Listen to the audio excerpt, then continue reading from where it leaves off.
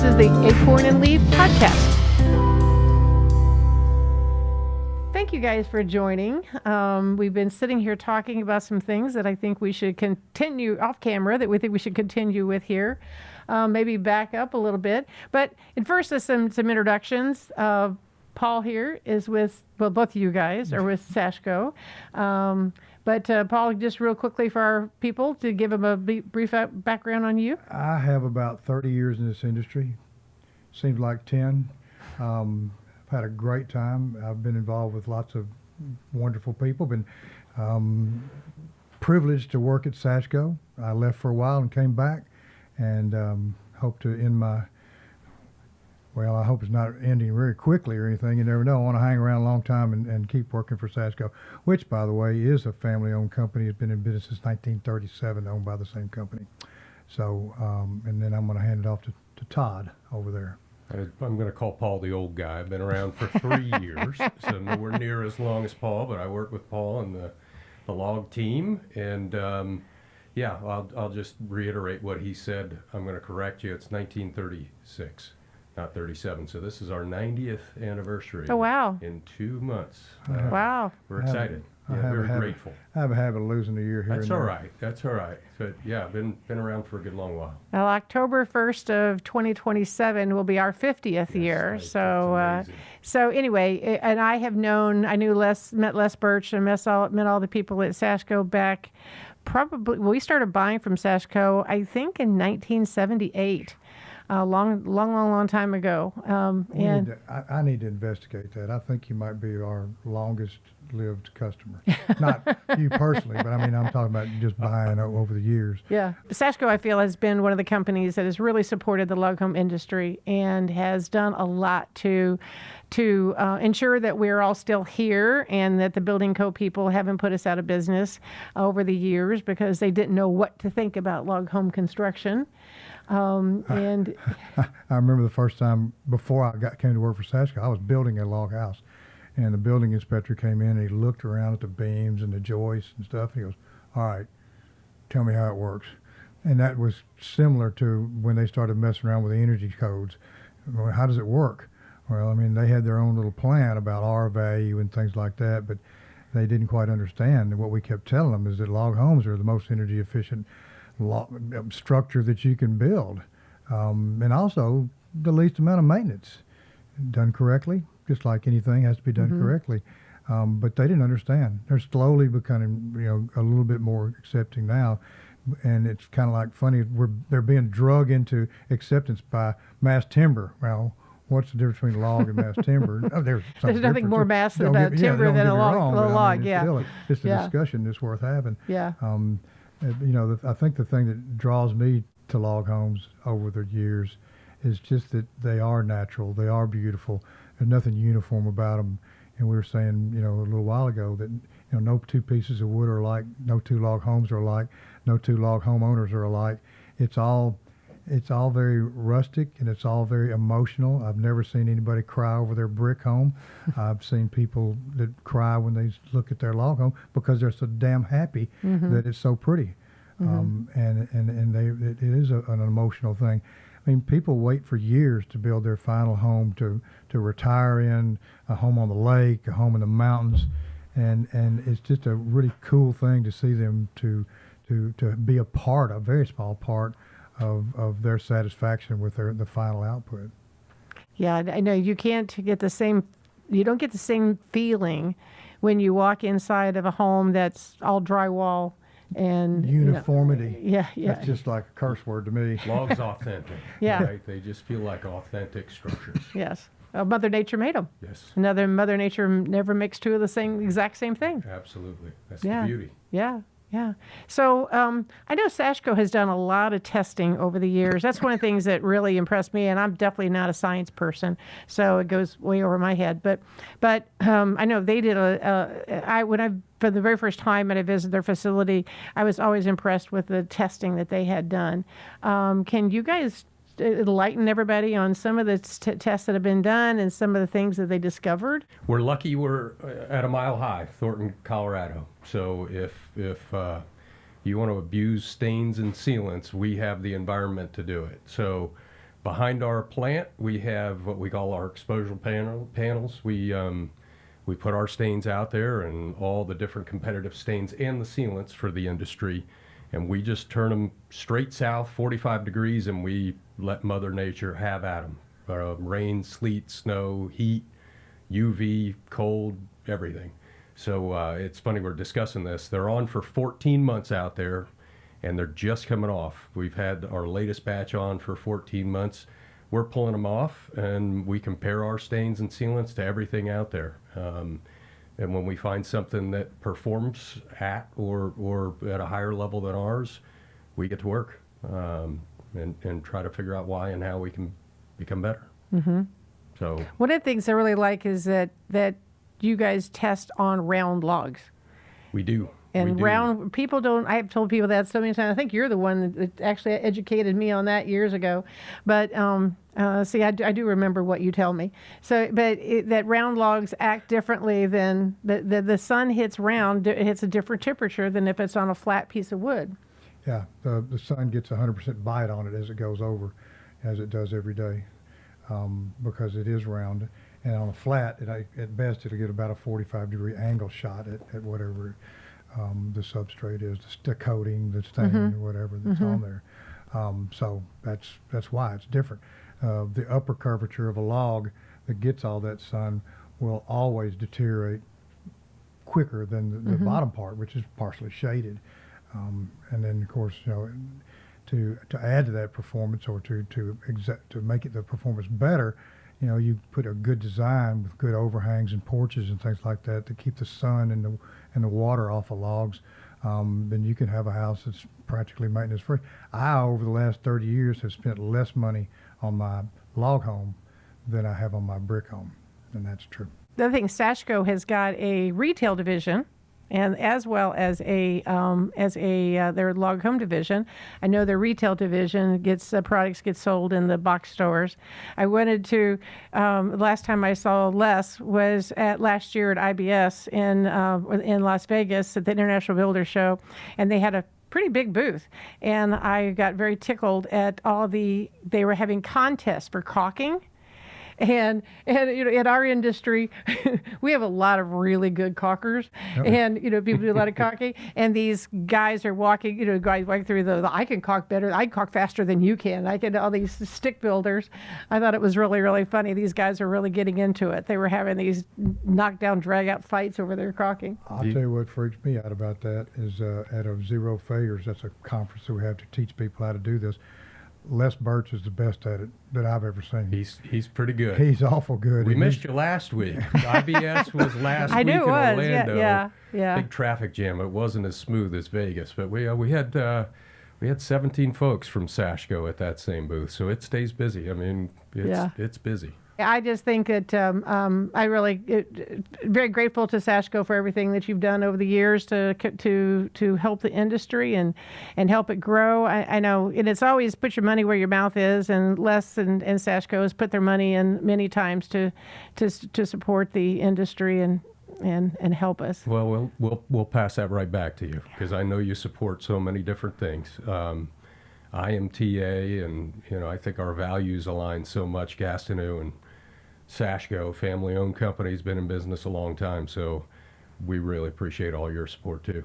Yeah, well, I think our motto is heart and heritage, because we take our houses all come from our heart. We all are very committed to this, and we love what we do. We're committed to it, and our goal is to create the heritage for the families that buy our homes. And I think Les feels the same way. He's created a real heritage in his family, and his son is also involved in the company still. Is that correct? Both sons? Yeah. Jeff and Nick both plugging it along, third generation. So we're blessed. We're lucky. Andrew, you brought up that seminar that Sashco puts on, the Zero Failures seminar. We actually have a gentleman going out in April to attend it. One of our guys has not been to it, and he's going out in April. But that's open for anybody that wants to go. Yeah, it would be, except it's gotten so popular, they're filling up. We usually have 3. This year we have 5, correct? Yep. And they're all full, and people come from far and wide to learn about log homes, how to work, how to maintain them, how to do them correctly the first time, to lessen the maintenance that has to do with the structure. It's the only school of its type, and we're kind of taking a lesson from what's his name, Mike Rowe. Teach people how to work.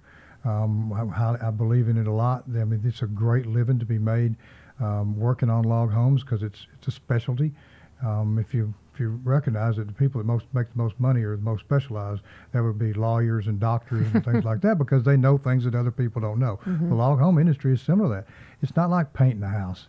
There's difference because logs, round logs like we spoke about, behave differently than siding or flat pieces of wood or brick or whatever. So there's specialized knowledge to be gained through zero failures, and it's cool. I've been asking people and inviting people to this for, gosh, as long as it started. I guess it's 24, 5, 6 years now, and I've never had anybody tell me that it was not worth their time and travel to come to zero failures. Yeah, there's people out there that have log homes that I think would actually even tenant themselves. You know, it's really oriented toward people that are in the industry or want to get into the industry. But I know that a lot of my customers are very technical and want to learn everything, and they would probably, you know, there is a fee involved because it's a lot of time involved by you guys. It's expensive to put those things on. It is. In fact, we had our first fall class this year. I think we had 2 or maybe even 3 homeowners that were maintaining their own log homes, and I'm in touch with them on follow-ups because they dug into the science. We call it wood science, and we do. We teach about the science of wood, and these guys out really restoring homes and their own homes are really hooked, and it's just fun for us to see. I mean, those people are authentically attached to their homes like nobody that's got a stick-built house is, right? It's a little different than getting out painting your hardy board. The forest management industry, you know, was started. You know, they started in the United States back in the mid 1800s. You know, they had to send people to Germany to learn how to properly manage forests, and they came over, and now we think the United States, we know it all, but you know, it's like we know how to manage forests, and then part of that is then you have to know how to maintain the wood after you use the wood, and so it all goes. And I think that we have, again, that's another area that there wasn't a lot of education about, that, you know, and we have learned that over these years is that we've learned got to, you know, learn how to maintain the wood, and that goes right along with what you guys are doing. Absolutely, you know. Wood science, building science, I mean, the two are so closely matched, and in what we do, they marry together. And as Paul said, you know, a log building, a log home can be a very low maintenance home, as long as it's designed well, washed and cared for, but it's not heavy duty maintenance. So we love to teach people, the homeowners, to the new contractors that come in. It's fun for us to have folks come to Zero Failures and launch from there. It's been good. It's funny when you've got people who've been doing this for a long time, and then during that class, they actually go to the cellular structure of wood and why this happens. And they're like, oh my gosh, now I see why what I did failed because of this right here, or now I see why this works so well. And you know, when you get these guys that use scientific method, you know, follow the science. We follow the science to the T, and it works. Well, I talk about that when we do construction seminars, and also when we do the educational seminars at the log home shows, and I talk about the cellular structure difference between different wood species, and I mean that's what it boils down to. I mean, it's just the wood performs differently because of the structural differences in the cells. It's pretty easy to understand if you just look at the wood science, you know. Sure. Yeah. And that, you know, that's what it is. And you said something earlier, and I agree. I think, you know, there's a real resurgence in the people wanting wood. You know, there's just a feeling that comes from wood. And I think we've gone through some years where people were into white drywall. And I mean, if I see any more white and gray, black, white, and gray. Black, white, and gray. Let that get behind us, please. Let's move past. But you know, there's people are realizing that the value of, you know, like real hardwood floors as opposed to laminate floors. You know, our hardwood floors upstairs are 25 years old, and we had a lot of traffic on this wood, and the finish started wearing off. We had the floors resanded, restained. They looked brand new. You couldn't do that with a laminate No, floor. you sand right through to the OSB. Right, right, and people need to realize that there's an advantage to using the real wood. There's certain situations where laminates are better, like in a basement or something. But if you're, Moisture. yeah, Yeah, I mean, the floors in my brick home are oak, and they were put down in about 1958, oh wow, and we refinished them a couple of years ago during our remodel during COVID when there was nothing else to do, and it's the prettiest floor. The tiny little 1.25 inch oh yeah, slabs. strip flooring. Yeah, and they're gorgeous. That was the cheapest way to do it, and that's Yeah. how our house is. But it's durable. I mean, 1950 something to now, and all the children have crawled around it, and the grandchildren have crawled around it, and people have grown old on it. And it's pretty damn historic, as far as Yeah. I'm concerned. Yeah, Yeah, you use the word resurgence of wood. I'm optimistic. We wouldn't be in this if the three of us didn't love wood, right? The warmth of it, the uniqueness of the wood, and I'm excited. I'm optimistic because, we were talking about architects as we get more and more into mass timber projects, walking into these architectural offices, and it's not just glass, steel, concrete, hard lab scene kind of feeling. I'm seeing more and more warmth of wood elements being brought in, and I think we'll see more of that. And I think log homes are here with that warmth. Timber frame, right, is sort of an in-between modern sort of elements, and even in mass timber high-rise construction now. So I'm optimistic. I know the wood is there's so many advantages to wood from an environmental standpoint. Wood it sequesters carbon, and that piece of wood right there is going to have carbon in it until the day it's either burned up or it rots, one of the two. It's got carbon, it holds it. And I tell people, it's kind of my mantra anymore, is like, when every piece of wood that you see is holding carbon, it is protecting the environment. It's cleaned the carbon out of the air, and it's storing it. So as long as you can keep it in its natural form, the carbon's never going to go back into the atmosphere. Yeah, you grow a tree in a 10-gallon pot that's full of 100 pounds of soil, and the tree gets to be 50 feet tall, and that same 100 pounds of soil is still there. Where did the tree come from? Well, it came out of there. It's carbon. And if you look at the longevity of some of these log homes that we're dealing with, we're talking about 200 and 300 years, whereas many stick frame houses that were built in the 40s are obsolete now, and they're being bulldozed for something else. Log homes, they have that character, and people tend to try to restore them, and they do. I mean, I'm always involved with antique log home restorations. I've got one today from upstate New York, and I'm happy to help the gentleman. So they just have something about them that other homes don't.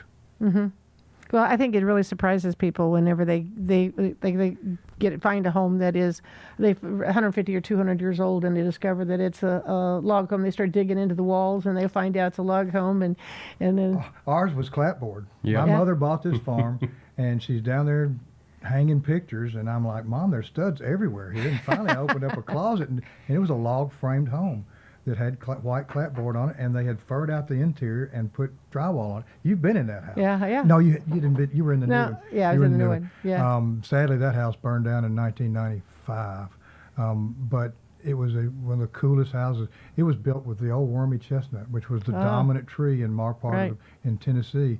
They're all mostly extinct now, but they're trying to bring them back. But it just had so much character to it, and many of those are still standing and being restored. And that's one of the most fun things that I do. And I love the new ones, but I adore the old ones. Well, a lot of them are oak that you find. That's what they are. Yeah, that's. It's funny. Most of them are mixed, because what happened, and you look back on history as we moved across this country, usually east to west, is that a family would set out in February, and hopefully by somewhere in mid to late March they would land to where they were.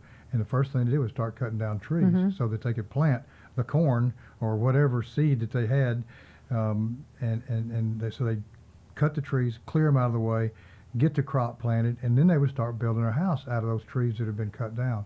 And most of the structures were about 10 by 12, 10 by 14, because logs that were green that were 12, 14 feet long and, you know, massive like that were really heavy. So hence the structures were small. And then they lived in those and they harvested their crop. And over a few years, the first thing they did when civilization got a little closer was go to a sawmill and get some boards to put on the outside of it to protect those logs and to keep them warm because they were freezing to death out there. Yeah, they definitely didn't have any modern connections. No, they were stuffing whatever they could in between those logs. Yep. But The bigger space they could leave between the logs made it, they get the house up faster, Yeah. and then they had to fill in. moss and mud and cow dung and whatever else they were using back then. But thankfully, the habit of putting clapboard on the outside helped preserve these houses Yeah. by keeping the Because they didn't have log it. They didn't have anything to preserve. There was nothing. I mean, No, there's no lead-based paint chemicals. maybe later Right. on, whitewash, you know, lime and whatever that was made of whitewash. But at any rate, they're still here, and I'm happy about it. Well, one of the things is people, if you don't realize, unless you think about it, you know, you look at the older log homes as you come across the United States. The type of log home there is depends on the trees, the timber that was available. In your part of the country, down in Tennessee, you had great big, huge, lot of oak, and they could get those great big, big timbers out of it. Whereas you out in Colorado, you had smaller trees, and you know this is a totally different type of construction. Absolutely. So you know it's really dependent on the area where what you see historically. And that's part of the fun for us as we're working with homeowners, restoring, or even building new log homes around the United States and Canada. How many different species of logs are being used, and the way that that they're milled and the different profiles of the logs. It's just really fun. Yeah. You know, for us finding the right finish and helping them seal and protect their homes. Great. That is one of the pieces of advice I would give to somebody who's buying an existing log home, is do your best when you're the buyer and you've got a little bit of sway there. You know, try to find out what type of wood it is and where it came from, because we have people call us up all the time and they're wanting to get their house refinished or they want to do whatever, or something happens and they have no idea. They have no idea if it's oak, pine, cedar. You know, usually they can't tell, and so they themselves. But if you can, when you're buying a house, try to find out as much about it as you can. Absolutely. Yeah. I can't say any more to emphasize that. Yeah, and understand that whenever somebody's going to come and do maintenance or restoration or anything on a home, they need to know also any stains that have been put on the house. Like when you're buying the house, if there's any empty buckets sitting around in the garage. We make a label now that people, when they do the restoration on the house, they put it on the electrical box, and it says who did the work and what's on the house, so that the next person doesn't have to go through that series of trying to find out what it is, because we write it down. Yeah, because it's people are saying you can't put a water-based finish over an oil, can't put an oil over water, so if you have to know what it is, because otherwise you can create a real mess if you go in and mix the two and don't realize that you're doing it. We have a team of folks, log home specialists at Sashco, that spend parts of every day with homeowners going through that. Compatibility. What's on your home? Don't know.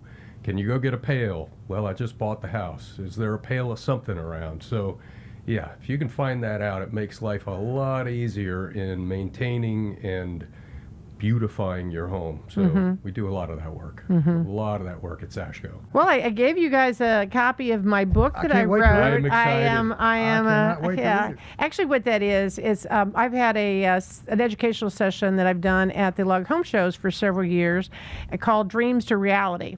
And really what that book is just that presentation put into a book form. We also have that available on our website where you can download it as an ebook. So it's free to people to download. We're going to also be taking it to the log home shows when we attend, and when we do the Dreams Reality presentation, we're going to hand that out for free to people that attend the educational session. This is so good. Yeah. I mean, such a good tool. Just glancing through it, I'm Yeah. like, I see people that are halfway through and they don't know half of this. Yeah. And they're Yeah. suffering. Paul and I are on the road staying in hotels, so morning. Listen, get your This is going to be book club quiz tomorrow morning. Chapters 1 through 2. I'll ask you all the questions. That is I such a should- good idea and such a fantastic tool for people. Well, and it doesn't matter whether it's a log home or a timber frame home or it's a brick home. I mean, if you're going to go out and buy a piece of property and build a custom home on it, it's different. Most people have never done that. It's one of the most stressful things for a couple in the first place. In the second place, people know so much less about their home than they do about how they make their living. Yes. I mean, there's a lot of people that make a lot of money that don't know how to change an air conditioner filter in their house. And homes are getting more and more and more complicated. Because of energy codes and other factors. There's just things out there that people want, and they're complicated. And it's sooner or later, you're going to have a guy that's like a butler that does the stuff on your house because there's so many things that you have to know about it.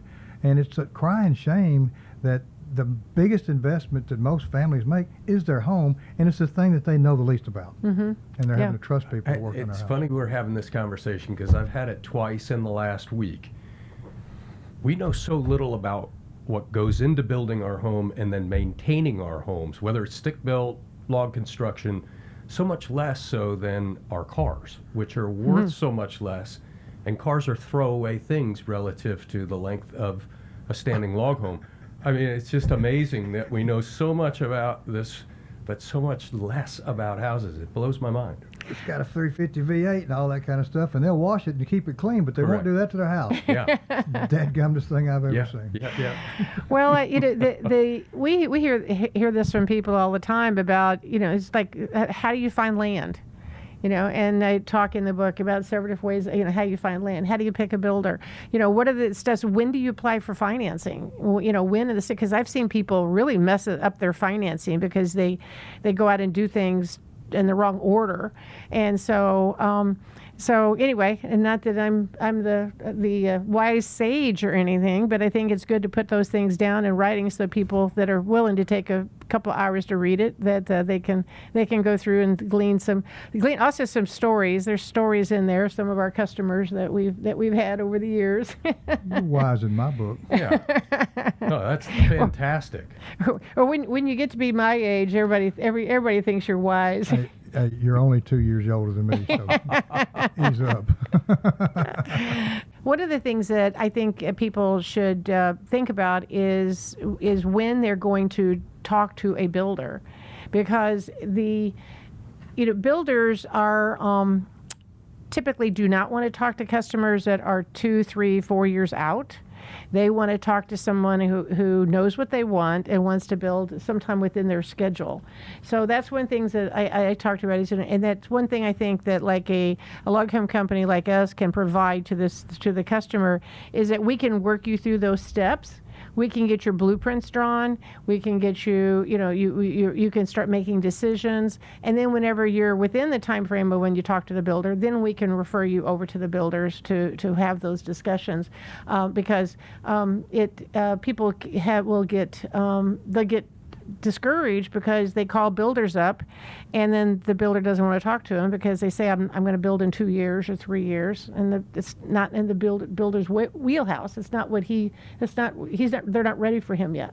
Yeah, and conversely, you got people who say, I want to start tomorrow.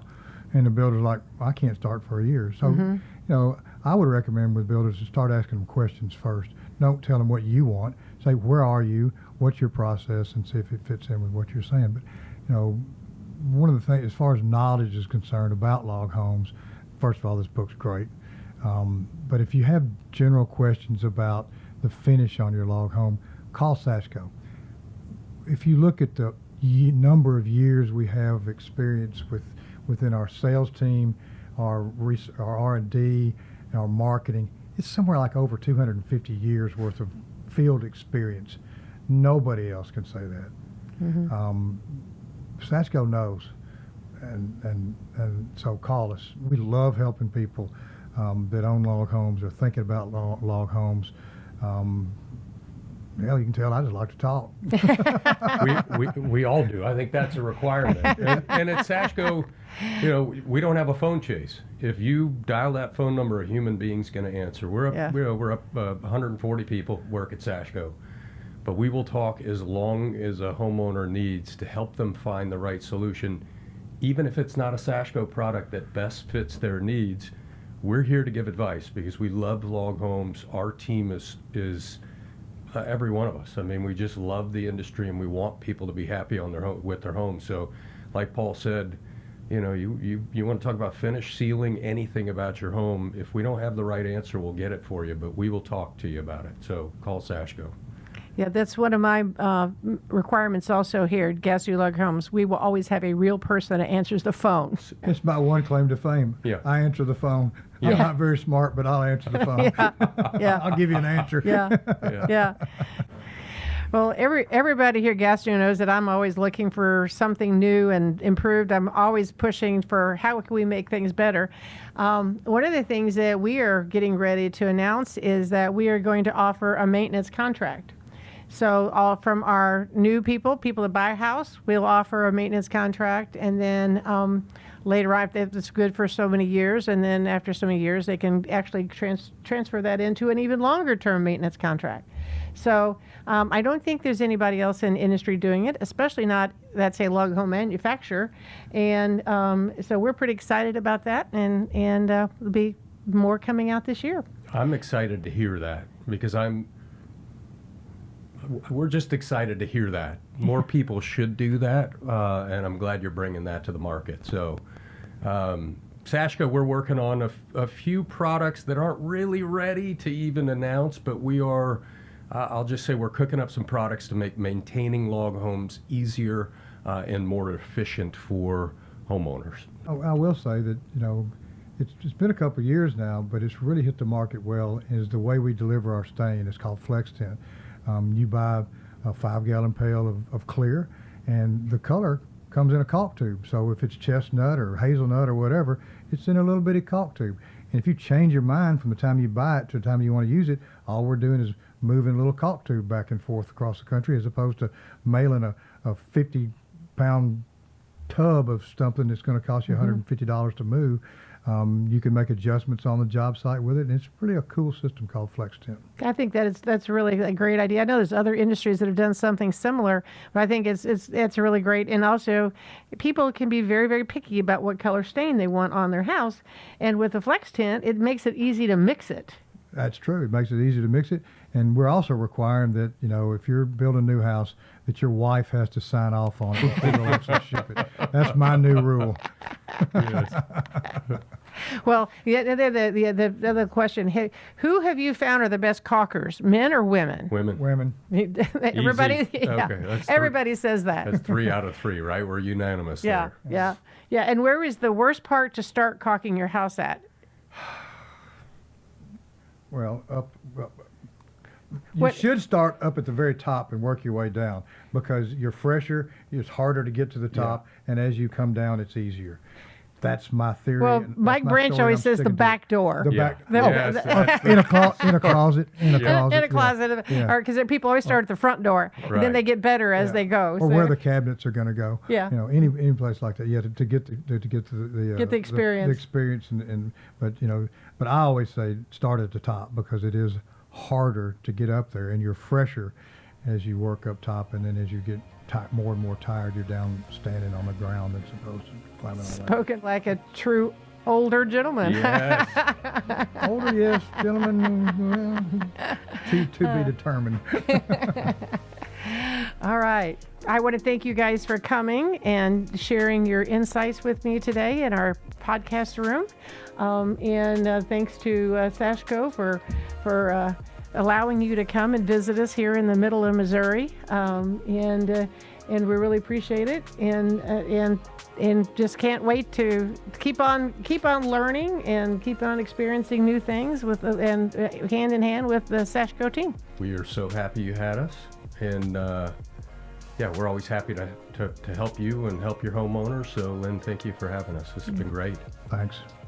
Always a pleasure. 30-something years we've been doing this. Yeah. I wish we had 30 more in us.